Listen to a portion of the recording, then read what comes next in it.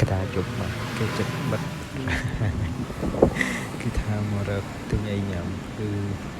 trongមីកូក្តារជប់មកគឺមកចិត្ត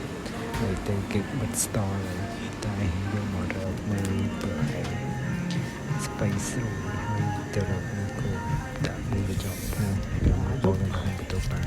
ក្តារជប់មកវិញយ៉ាងណាឃើញមកគ្នាកាត់ជប់ទៅ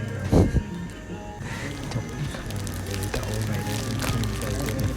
រត់ទៅទិញមីស៊ីក្តារជប់គុំហើយគេចាំទៅម៉ោង 9:10 គេចិត្តបរិយាពេលនោះឃើញស្រាទេតដែលអកាទេមកពេលនោះទៅឃើញចង់ទៅទិញកាហ្វេកញ្ចក់ហើយទៅនិយាយខាងទុកញ៉ាំពេលព្រឹកប្រហែលគឺស្ដាច់ចើខ្ញុំជិះម៉ូតូទៅរកទីអីញ៉ាំពេលព្រឹកហ្នឹងទៅជួយជួយមកឲ្យគេថា